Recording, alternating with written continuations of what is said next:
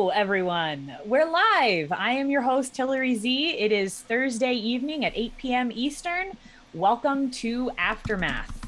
We have a couple of wonderful guests joining us tonight. I will introduce them in just a moment. Just want to get through a couple announcements really quickly. First and foremost, I want to thank our friends at Forged Gaming. They make really good quality tabletop accessories for players and game masters alike. So if you want to check it out, you can get 20% off your entire purchase by entering the code RealmSmith20 at checkout. Join us Monday nights for our main title show, Into the Mist, live at 7 p.m. Eastern. Last episode, the Dawnbringers, in an attempt to find evidence that the new leader of Vallaki, Lady Voctor, is in league with Strahd, ended up burning down a few more buildings and running and fighting their way out of town with a prisoner in tow. They returned to their newly acquired home at Argynvostholt, discovered maybe an ally against Strahd might be closer than they originally thought, and set their sights on the Amber Temple. If you want to show your love for Realmsmith and help us keep doing what we do, consider checking out our Patreon. It's a huge support. It does obviously take lots of resources to do what we do, so we really appreciate it. Every little bit counts. The tiers come with a whole variety of perks depending on your which tier you subscribe to. Everything from just being able to roleplay in this world that Jason and the rest of the crew have put together, to going on custom adventures that flesh out more of this storied and wonderful setting. It's a lot of fun. Consider checking it out. Gen Con is in a mere 2 weeks. So it's going to be in Indianapolis, Indiana. It's going to run from September 16th to September 19th. And I think Jason has some more information about that. I might. Hello. And we might as well say hi to CB too. Yes, joining us this evening is the incomparable Critical Bard, also known as Jones. Who is that? I don't know him. And our very own benevolent DM, Jason Azevedo. Woo! I hear we're getting some significant lag. Yeah, it's on you too. That's the worst part. It's not just us. It's weird because OBS it's fine, but the rest is not okay.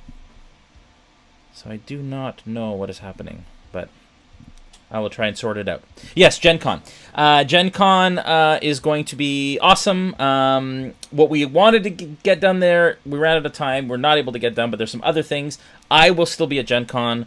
I don't know if anybody else from Realmsmith will be there, but I will be there. So if you're going to be at Gen Con, make sure you send us a message and let us know, because we would love to say hi. Yeah, this lag is real intense. Yeah, I don't understand why. Luckily, it's just video, not audio, so we'll be fine talking. But yeah, I'll try and sort it out. We'll make it work. We'll make it work. Well, why don't we chat, Omega, while Jason tries to figure that out?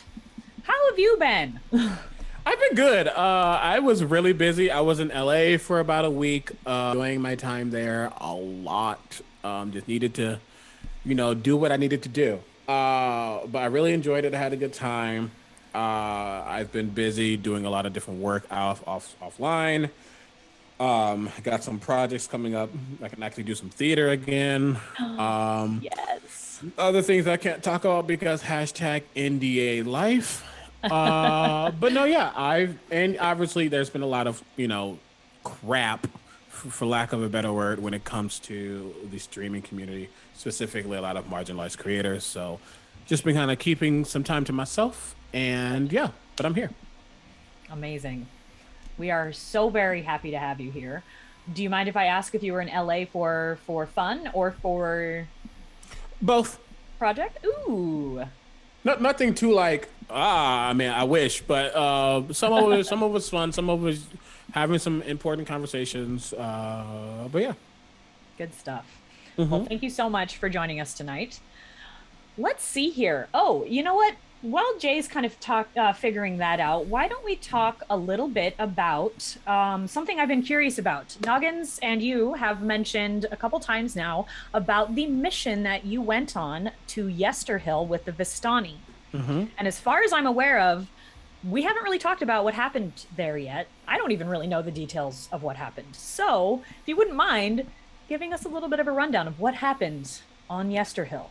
Of course. So, I mean, just to kind of out of character and talk about it. What I love about Realmsmith, which what I love about Realmsmith is how much they incorporate the Discord into the story. Not making it a forefront, but making it something that's very, it allows the folks in the Discord server to feel like they're doing something that helps with the story overall, which is really cool.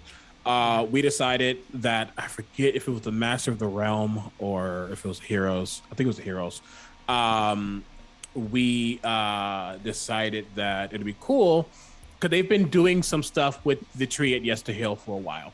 Getting some supplies or whatever the case may be.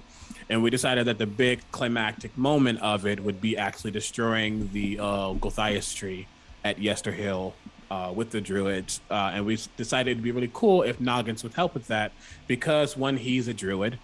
And two, a big part of his story that I've talked about a lot, it's not something I'm like making the forefront, but something I've mentioned a lot, is that when Noggins first got to Barovia and he was knocked out by this mysterious individual, he was sent to the druids at Yester Hill and he was tortured to figure out some stuff that I'm not going to reveal right now.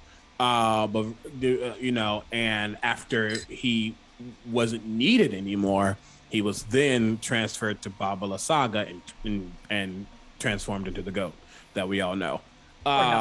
Really sad boy. So it was a personal mission to see those druids, destroyed. And while it would be cool to do it in the actual game, it's really cool that we still can do stuff out of not live, but it still affect the story. So Noggins led a group of folk to the Gothias tree. We had to do a couple of small things, hit some nodes. We had a really good group. I'm blanking on everybody who was there. But we went inside the tree, kind of. Like a little cave thing that was happening. Fought some stuff. We went to another part, dealt with some. I forgot what they're called, but like they're scary, and we had to like jump over this gas or this spores that they were doing, whatever. But like we did that, and then we went to Gothias tree. There was a lady and a lot of druids, and there was a wall of fire, and it was a whole big thing. Basically destroyed them. Noggins actually turned into a giant goat at the end and then stumped the person's head. Yes, like in them for sure. And it was actually really nice because someone else got the killing blow, but there was like Noggins should have the killing blow, and I'm like, thank you. But so sweet. Yeah, and then we haven't done it yet, but the plan was then to turn that spot into a new, like, bless that land and turn it into a druidic grove or something for like the druids and the rangers of the group to like have another spot to kind of commune and feel like they can bring some form of uncorrupted nature back to Barovia. So that's something that's yep. Maybe see another 8-hour casting of plant growth. Yep. I mean, that's what that's like the perfect thing to start with. Get some plant growth out there and just make it start happening. But yeah. I gotta say the 8-hour plant growth is one of my favorite spells. Go ahead, Jay. Yeah, I think we fixed it. I didn't do anything. Yep. It just started working. So OBS, thank you for fixing it. It was having a moam. The gremlins cleared out. She's like, I'm not ready today. Okay, not ready so yet. That's super cool. And so in doing so, I guess I can, spoiler alert for Curse of Strahd. Once that Gulthias tree is destroyed, it basically removes all of the blights from the land as well. So you guys played a big part in helping make Barovia a little bit safer, which is super cool. And now, because we have I mean, can I do it in that time? Because the Dawnbringers have a little bit of time off, like 2 days worth. So I probably can, because Nagas is going to be going back to the camps. So he'll probably get that kickstarted. Like, hey, we'll figure it out. That's super cool. I can't wait to see where that goes. Mm-hmm. I know that would mean a lot to the druids and rangers in camp. They've been talking for a while about wanting to make their own like druidic circle, basically. Exactly. Thank you. My brain gave up on me there. So appreciate you finishing that for me. Okay, so now that we are like officially getting started, I did just remember I forgot to say if you are watching live and you have any questions for Omega or Jason, please feel free to put it into the chat, prefaced by the word question in all caps, and we will find it. So, anyways, let's see here. Man, last episode was a doozy. How are you two feeling after that as a player and as a DM? Yeah. Omega first. I was gonna say you go first. I mean, it was a good episode. I think it was kind of fun to see the aftermath of what they did when I couldn't be there. Um, and we didn't necessarily we found information, but we didn't find a lot of information. So I'm interested to see just where we go from here. But also, like, it was really cool that even though we did all that, that wasn't our story. It was a something that we can do, not something that we needed to do, but also doing that will, I'm sure, have effects down the road. Yeah, it felt good to like kind of wrap that all up and now see what's happening next. Yeah. How about you, Jay? Yeah. It was good. It was a great episode. There was lots of role play opportunities. There was lots of like characters questioning characters and kind of digging into why are we doing this and what should we be doing and all of that. The episode before was all combat. And then this one had just sprinkled combat here and there. But again, it was kind of an example of never plan what will happen because you don't know how it's going to go. They were supposed to be in Vallaki for a couple sessions. It's been 3 or 4 sessions that they've been in Vallaki, so which is great. And again, like, I never want to force the timeline if the narrative and storytelling is meaningful, and I think that has been. Yeah, it was fun. It was a lot of fun. And inside baseball, they my purpose kind of was for them to get the information. Again, spoiler warnings, we've said that already. Get the information about Lady Voctor having kind of organized the overthrow of Vallaki. So when they were like, "Oh, we need to go back to get the actual document," I was like, you know what? I'm going to give them a bye, because at this point it's all right, because now they've at least identified and gotten a witness and know that is the case and where that is. So I just kind of, I said, let's not drag this out anymore. Let's get the folks to deal with it and give them an out. If they decided they still wanted to go, they could have gone. I wouldn't have stopped them, but at least give them an out to be able to kind of move on with the story and move on to bigger and better things. So, Jay, how exactly does Vallaki feel about the Dawnbringers now? It depends. Posters, that's complicated, right? So that's complicated. Like, there's a difference between public opinion and then like government opinion, right? Or officials' opinion. So, obviously, Lady Voctor is not happy with the Dawnbringers right now, and her being in control of everything. I would say that Erwin and his kind of order and the people who are involved there are absolutely fans of the Dawnbringers. And then the populace is probably split, I think, in some ways, right? Because they've heard all this wonderful stuff about what they're doing, but now they're also coming against So yeah, it really depends on what side of the fence you land on, and how you feel about the Voctors and their current control. So we'll see how the future kind of goes, and what happens with the information they found. So now that they have the information, that's going to, and I've always, I'm a true believer in the story continues to happen behind the scenes, no matter what occurs. And, as per Curse of Strahd itself, again, spoiler warnings, the party, it describes them seeing what happens to the Burgomaster and the fact that he's dragged out into the square and you're allowed to react. Well, the Dawnbringers took so long coming back to Vallaki, all that happened. So I push the timeline in the background and consider, okay, they've been gone longer than they maybe should have. This is what's happened while they were gone, and now this is the fallout of that. So that their decisions have consequences, whether good or bad or indifferent. And so now we'll see, while they're gone, what happens with the information that they've found and then given to Erwin and his people. So we'll see. Yeah, we shall see.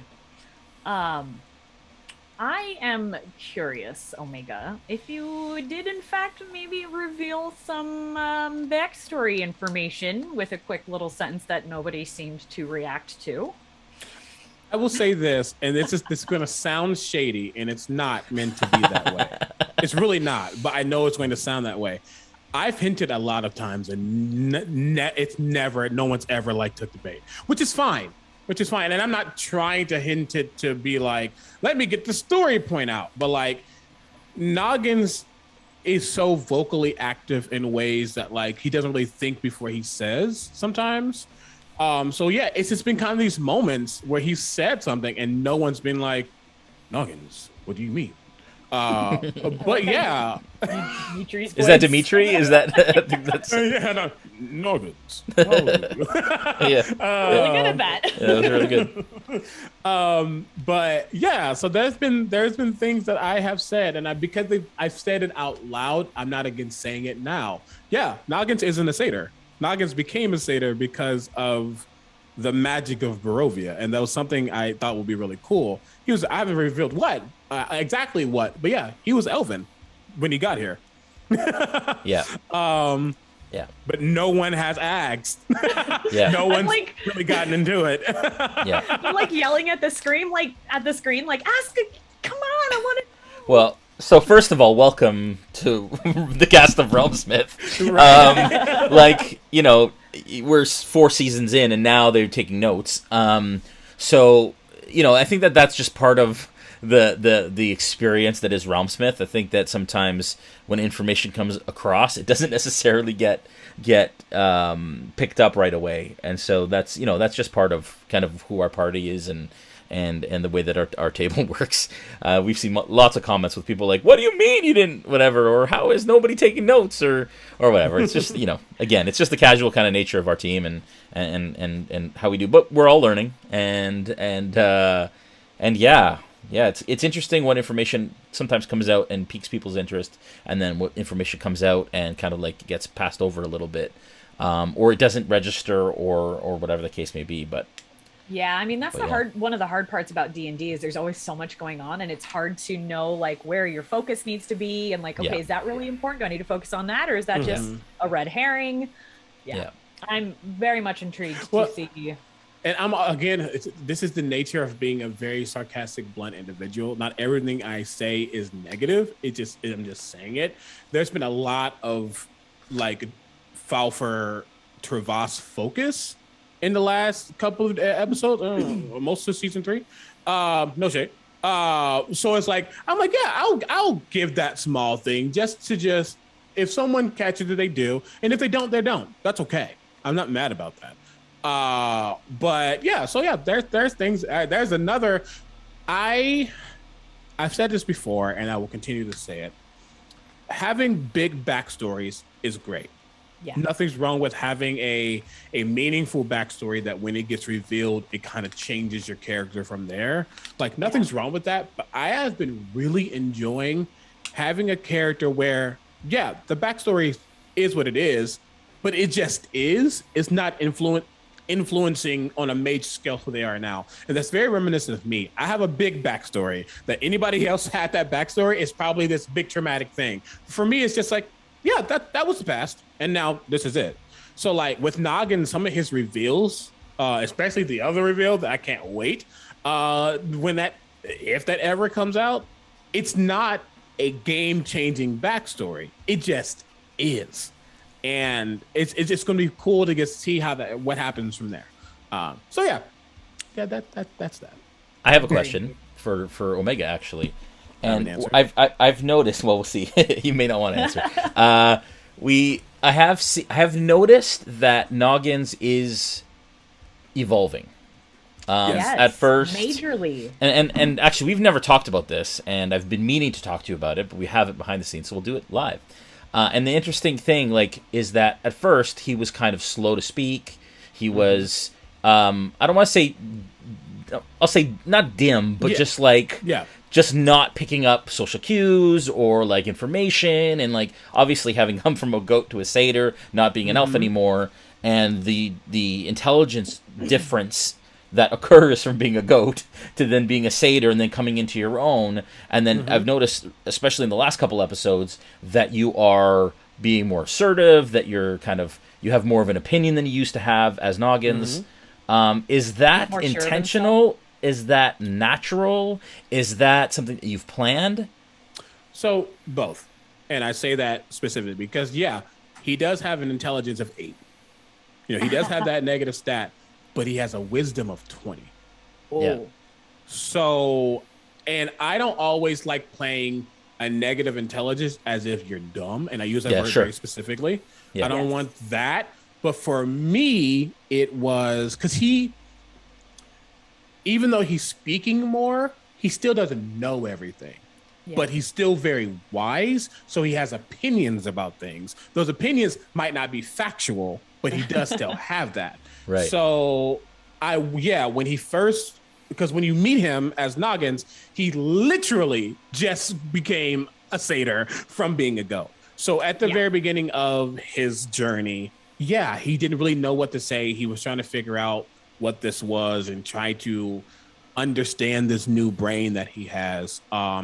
And I also hinted at this before as well. The Dawnbringers 1000% imprinted on him.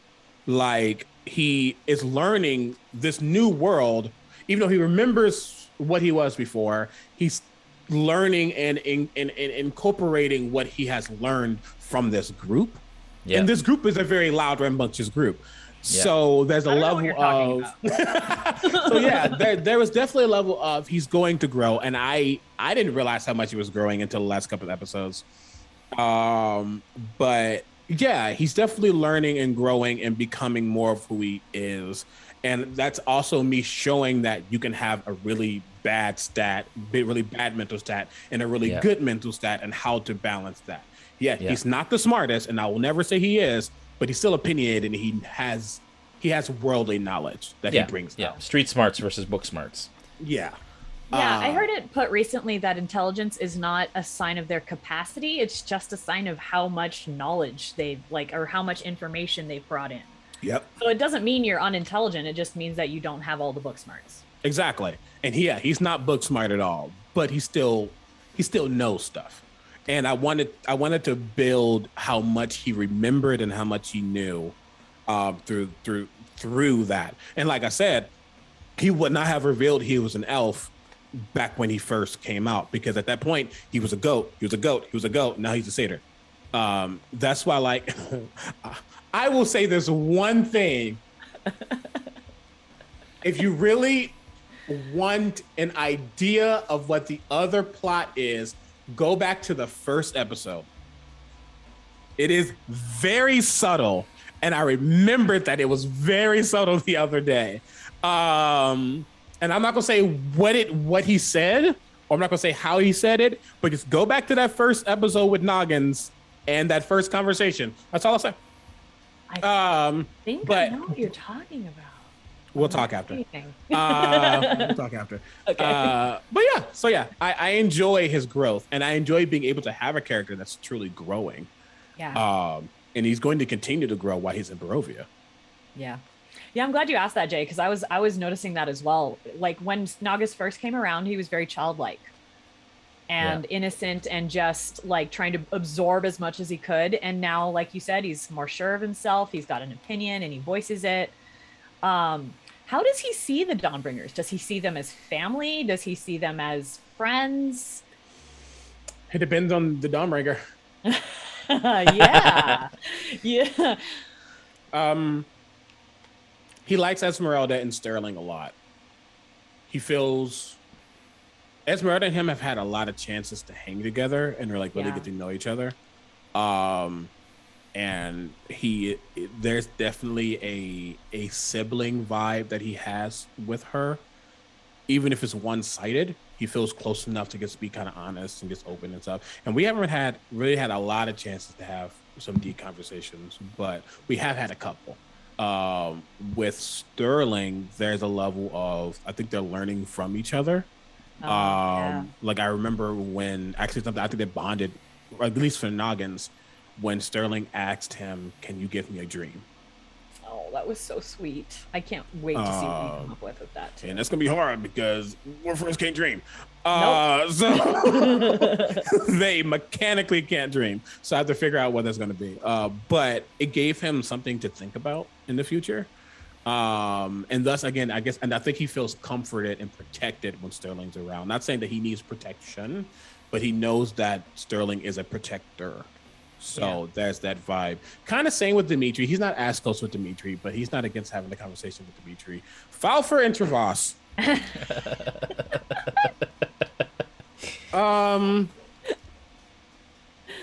He does not mind Falfer. He was very annoyed with Falfer. Especially at the end of season 2.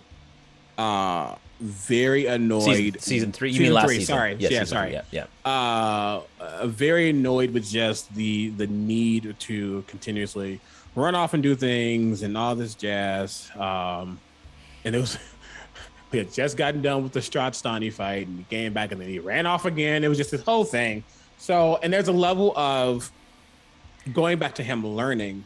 He's learning their patterns. He's learning what they do, and he's learning who he can depend on.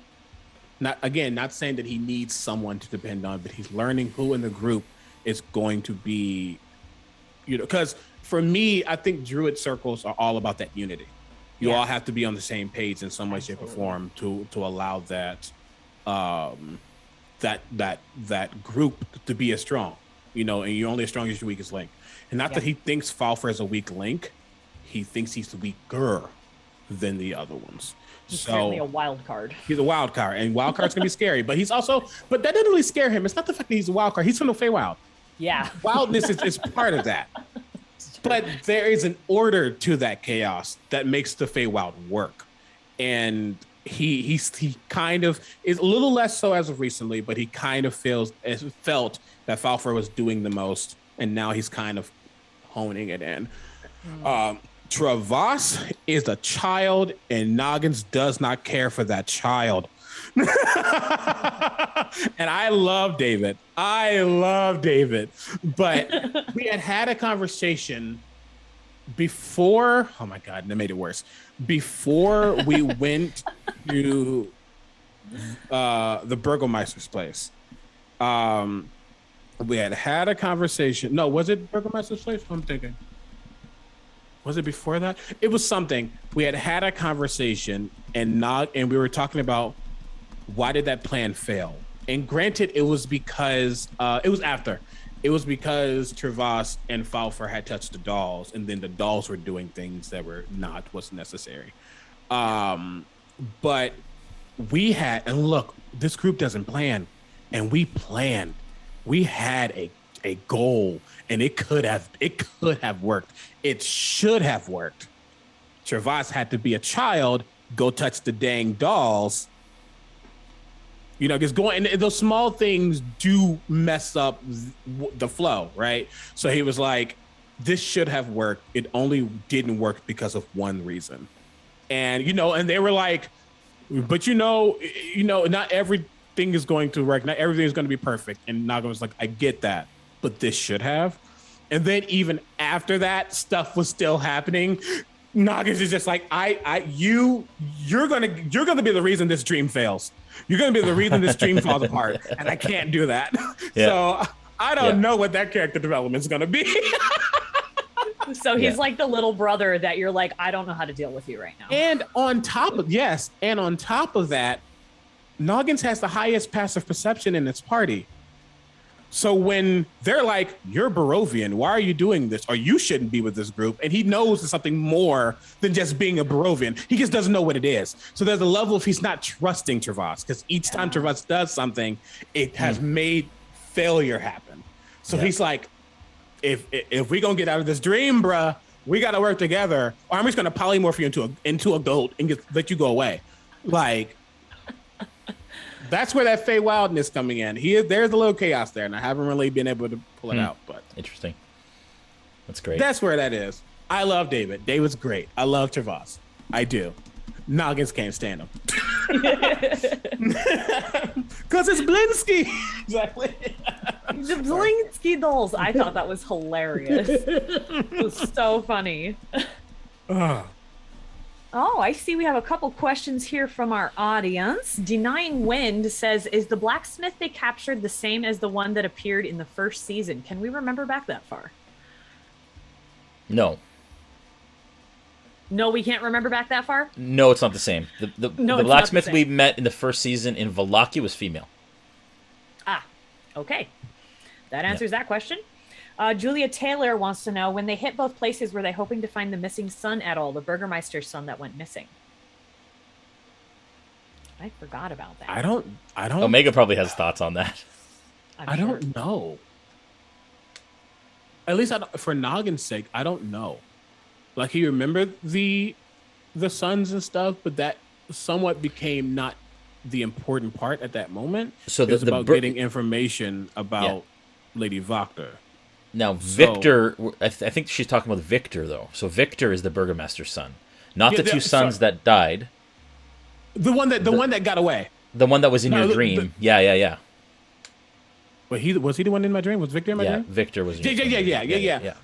Sorry, and that's why I was thinking about Victor. I was like, we know that he's out there, but at this current moment, we had been focused on Lady getting the incriminating evidence on Lady Voctor. Yeah. And I think it would have been more of a forefront because there's still something happening in that Burgomaster's house at the top that I've been like, hey, we got to go that way. With the lights. Then fireballs happened and then we ran. And he's like, no. I was just about to ask that because I thought maybe I missed it if we had figured out what was up with the light that was in your dream and then you heard it above. This is going to be Alchemist the new, fire happened and then... This is going to be the new, like that crying they kept hearing in Barovia and they ignored it like 7 times village, and I still don't know what was up with that. Yeah. This is going to be the new one. Omega, does... I'm going to ask you, do you think that Victor was in that house? And does Noggins think that Victor was in that house? Which one? The Burgomaster's house or Lady Voctor's the Burgomaster's house? So in the Burgomaster's house, where you guys were, you saw the thing, you heard the thing, you know that was from your dream. What are your thoughts on it? I don't think Victor was up there because of how Victor was acting in the divination. I don't think it was Victor. Divination. I almost thought it was Strahd, but I didn't think it was for a moment either. Because I guess the way he spoke, that wasn't playful. That was just cryptic. And Strahd can be playful. So I don't know. If it was Victor, I don't think it was. I don't know. I really don't know.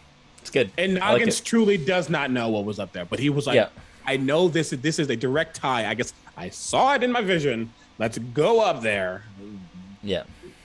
But Alchemist fire. It's good. Do you have anything to add to that, Jay? Nope. No, I do not. I just wanted to hear Omega's thoughts on it. Okay. You never know. I'm curious, as a DM, is it more fun for you when your players are completely stumped, like I have no idea, or when they're like, oh, I think I might be this, and they might be on the right track? I love when the subtle hints that I drop get picked up. I mean, that's fun, right? Just as a storyteller, that's obviously more... but I don't mind when they don't pick up that strand. Like, it's fine. And it's interesting, and it just makes me... Again, I think we talked about it last week, or the week before, the last Aftermath, and I remember talking about it with the guys after the last episode, and that was that one of the most fun things about being a DM is figuring out how to disseminate information in a way that isn't forced, that allows them to feel that they found it. And then when they don't find it, how do you get that information to them in another way that is interesting, or do they not get it at all? And is it not necessarily pertinent to the story? And what's the outcome of not receiving that information that they don't have? So I think that's just part of it. I just see it all as challenge and problem solving. Mm-hmm. I'm curious, Omega, because I'm not entirely sure what the significance of it is. What do you think was the significance of the imp in the basement that finally made Sebastian realize Lady Voctor was a fake? I think the imp, either Lady Voctor summoned the imp, and because obviously she has a level of magical understanding and or manipulation, because Travas saw her doing something Yeah. in the first floor. Um, Either she had an imp making sure that the cultists were on their P's and Q's, because they revealed that she's in office because of them, or like, she did whatever. Yeah. They got her in office because got into the position because Burgermeister sucked or whatever. Yeah. But they also revealed that they didn't know everything. So I don't know. I also had a thought that potentially, because Lady Vodka is probably working with Strahd, that was an extra level of not necessarily Strahd watching them, but something that Strahd gifted to Lady Voctor. I don't know. I think there was a connection there, but I have no idea, because again, I missed the last episode, so I don't know all the intricacies of that place, and what made that imp special. So. Yeah, and even having seen the previous episode, I'm still not sure. Go ahead, Jay. and I love that, because I could have very easily spelled it out with the blacksmith, right? When you guys questioned him, I could have very easily said that this is why the imp was here. This is because there's all this rich story as to what purpose it had, but I always err on the side of not misinformation, but like subtlety, so that they can come to that themselves. They can make up whatever thought or story or whatever that they feel is the reason, based on the information that they've been given, rather than just spelling it out. Because I could have, right? I could have said, hey, this is why this, and this. But, I gave enough little cues that you could probably start to piece together exactly what it was by what the blacksmith said, and then understanding, what the imp was doing and so on. So, anyways. It's so fun. Oh, yeah. I got to admit, I thought there was something. I thought it was something bigger when you said, there's something in the room with you. I was like, oh, what's it gonna be? Yeah. And it sounds nefarious, but I love it. I love putting those things out there and then going and then like sitting in the background giggling because they don't quite have it. And if they get it, then it's cool. And anyways, I love that part of DMing. It's fun for me. That was a lot of fun. Omega, you have, for all of your frustrations with Falfer, you got very excited when you realized what exactly he had turned into, and we haven't actually had a chance to talk about that. You literally like exclaimed vocally. I think that was Omega. That was Omega. That was Omega, not Noggins. Yeah, that was 1000% Omega. Because I love Hexbloods. Yeah. Well, I don't want to say I love them. I think they are very specific. But if you want that specificity, I love Hexbloods. I have a Hexblood Bard that I played once, was very bad, and his cause they supposed to like grow like a crown, and they flavored it. Falfer flavored this more like horns or whatever. But like I had one that was like flat out a crown, and he was like, I will walk into a room and all eyes on me. Like that was him. He also had a best friend. They were like Team Rocket. Anywho, I just love what that also meant, and I won't lie. I, as a player, was like, for a second, I was like, now I know I didn't just bring in a fey creature with horns and all this jazz into Barovia because it's different. And then less than a season later, we get another fey creature with horns in Barovia. Why am I here? No. I had that for like a split second. But no, I was like, you know what? This would be a really cool, this is an easy relationship tool, because now Falfer needs to understand what it means to be Fae. Because here's the thing that I kind of don't want to say out loud, but I'm going to, and it gives our DM fuel. But hey, he can just pretend he didn't hear. I'm responsible. I'm a responsible DM. My Noggins and now Falfer, their category isn't humanoid, it's Fae. So certain spells that only affect humanoids won't affect Noggins or Falfer.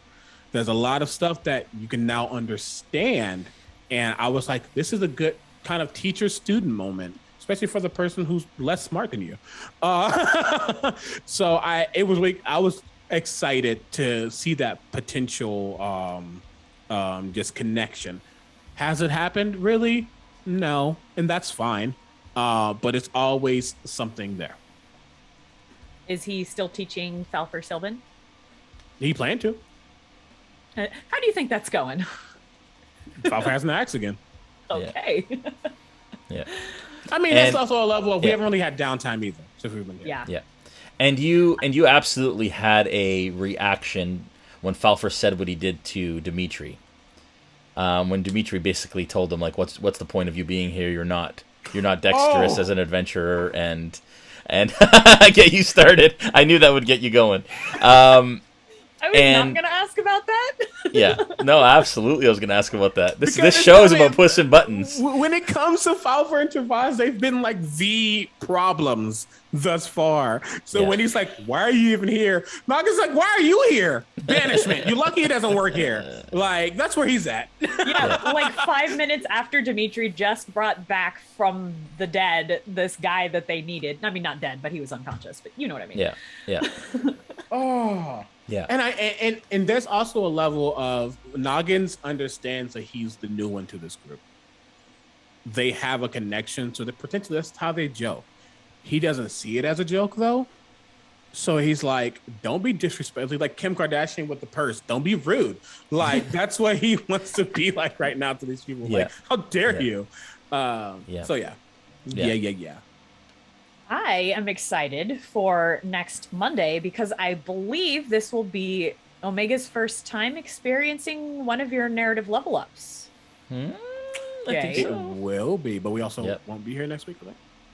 Not this. Not this Monday. The following Monday. Yeah, Labor Day is this Monday. The following Monday.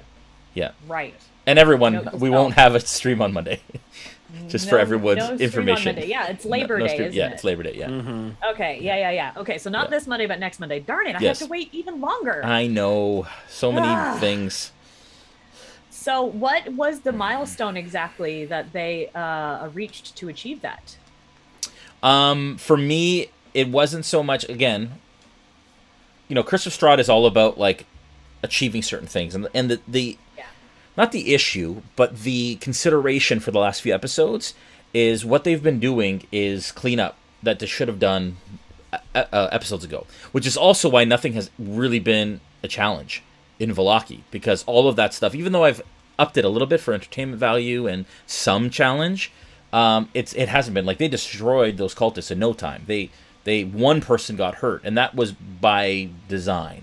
This was supposed to be. It's like, when you in WoW, when you leave an area when you're low level and you come back and you're epic, and then you can just walk through things. That was the feeling, right? That's the feeling of being a champion when you come back to a place where you've already been, and an accomplished hero, and then being much more. So that was kind of my approach to that, and so there wasn't really a milestone at this point. But I do know that they need to be higher level to go where they're going.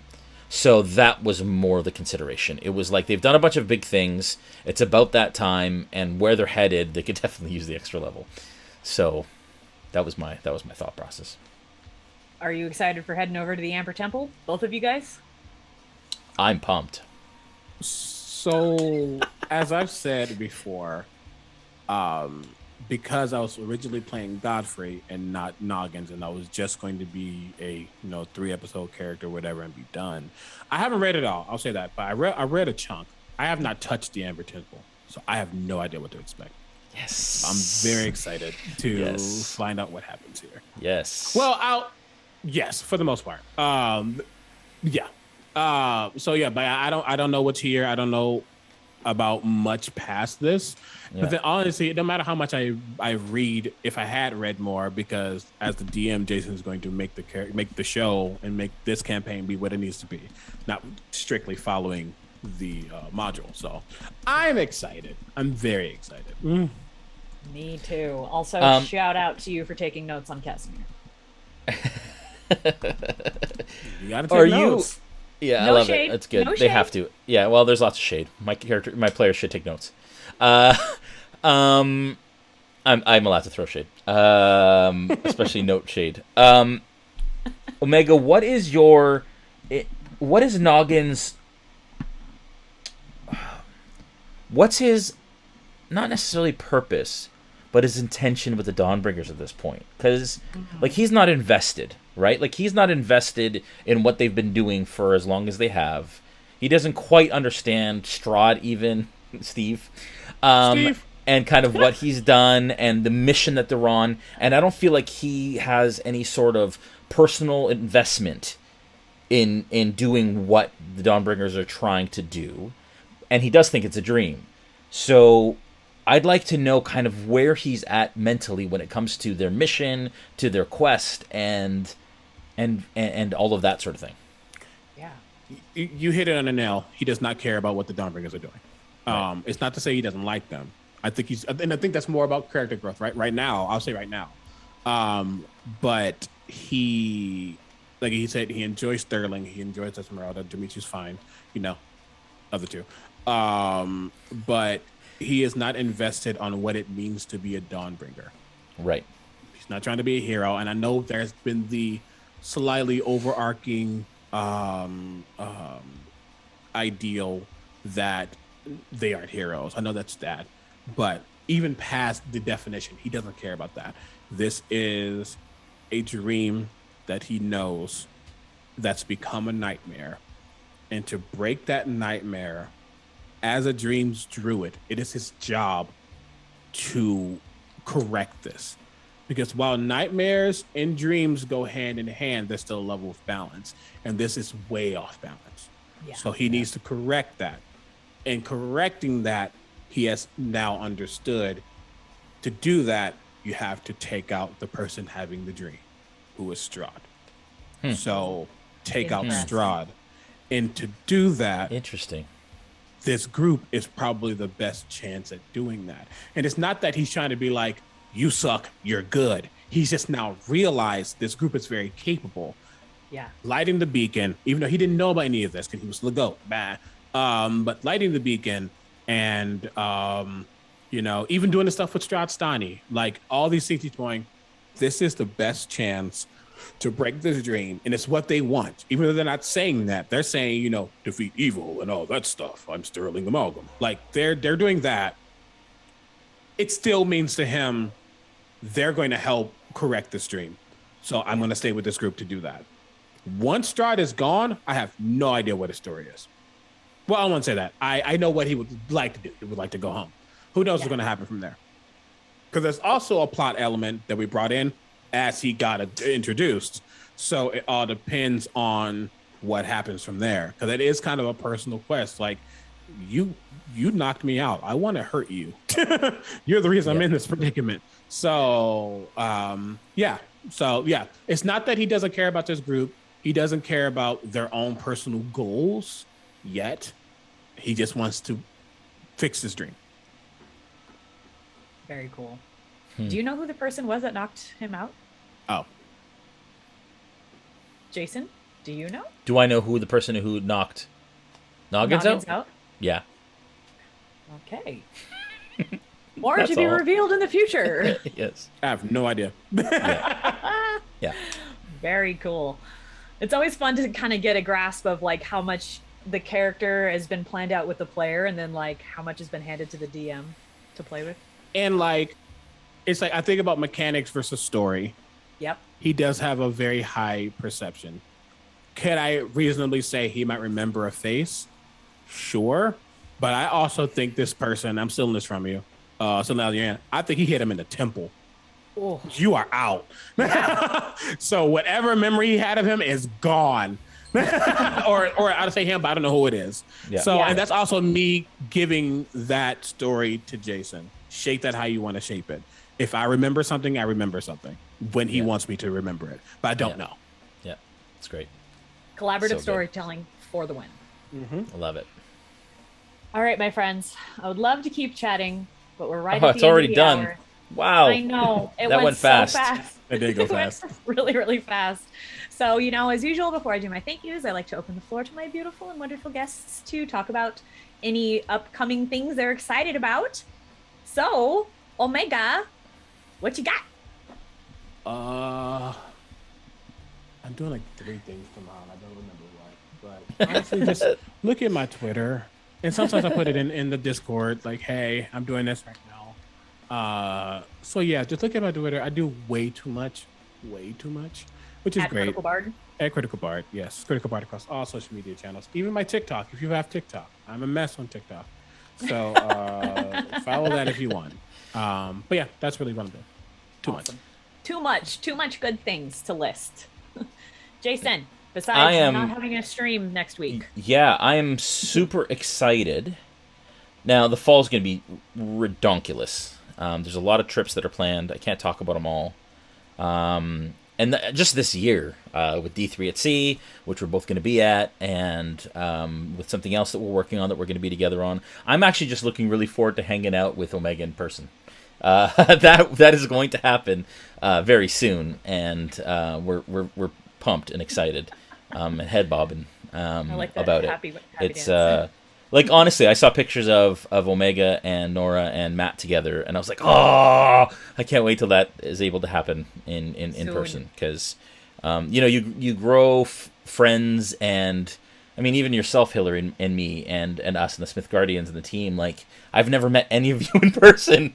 It's so weird. It's so weird, but I talk to you like every day, or every other day. So it's interesting. It's going to be a great year for that. It's going to be a great year for meeting people finally in person that I haven't been. So I'm very excited about all of that.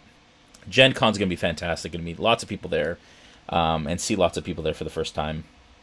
And yeah, I'm just super excited. So Gen Con, look forward to that. Look forward to D3 at Sea. We're not sure what other shows we're going to do. We're planning some now. We're looking at a bunch of different options and a bunch of different ones. And again, no stream on Monday, but a week from Monday we will be back. And we're also even deciding how long this season's going to be, because it's with Champions of the Realm and other things, our production schedule is in flux a little bit. And so, stay tuned for more information, all that. But I'm just super pumped for this year. It's going to be great. And this fall, I mean, today I was sitting outside in a sweater and pants. So it means that winter's coming, which is horrible, because I don't like winter. But hopefully I'll spend lots of time in warm places during the winter. So that'll be great. But it's good hot tub weather too. So it's like, give or take.